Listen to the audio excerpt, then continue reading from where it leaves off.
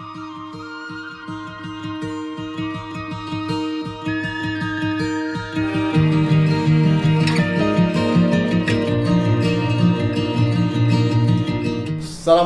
warahmatullahi wabarakatuh.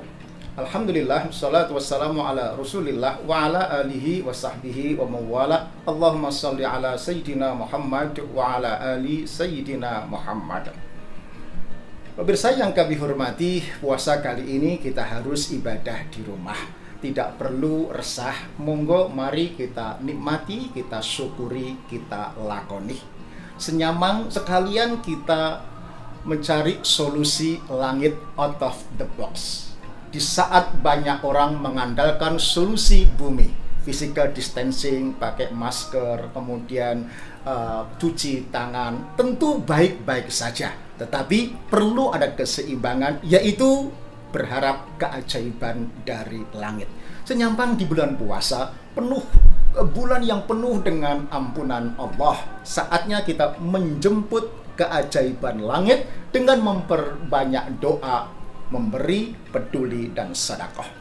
Kalaupun kita sudah memberi, berderma, konon sedekah itu tolak bala. Kok masih wabah ini belum berhenti? Mungkin sedekah kita karena pencitraan, karena filantropi, bukan karena tahapan awal untuk taubatan nasuha menuju Allah Subhanahu wa Ta'ala.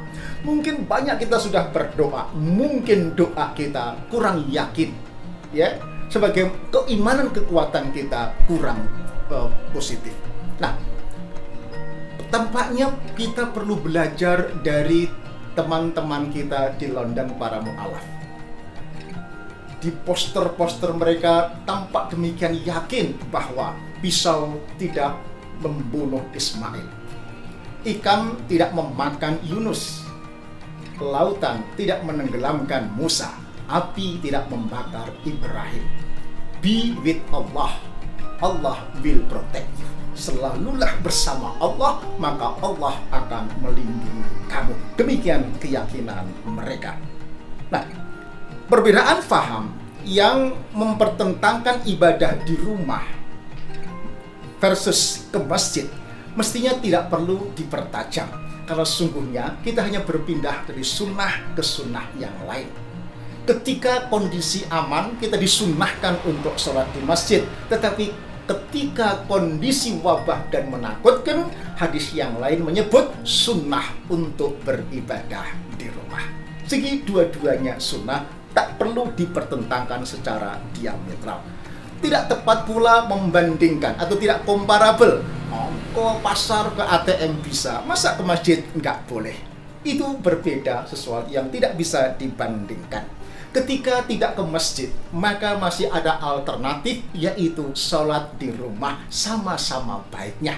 Tetapi ketika tidak ke pasar, tidak ke ATM, maka itu tidak bisa makan dan tidak ada penggantinya. Jadi jangan kemudian dibandingkan, apalagi dipertentangkan.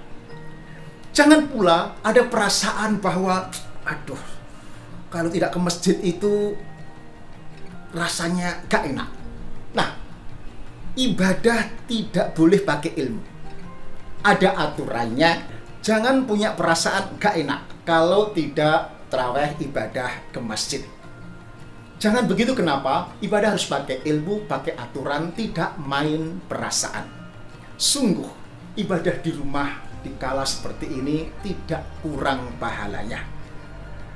Ketika niat ke masjid, berpahala. Kedua, biasa ke masjid, tetapi tidak bisa ke masjid karena terhalang bencana wabah, berpahala. Menjauh dari kemudaratan, darul mafasid muqaddamun ala jalbil masalih, berpahala. Mengutamakan kemudaratan ketimbang mendahulukan kemudaratan ketimbang mencari kebaikan, itu juga berpahala. Tidak membuat orang celaka juga berpahala. Ikut fatwa para ulama juga berpahala. Jadi banyak pahalanya. Nah, ambil posisi kita. Kalau kita sebagai ulama, silahkan berfatwa. Kalau kita sebagai makmum, ikutilah fatwa.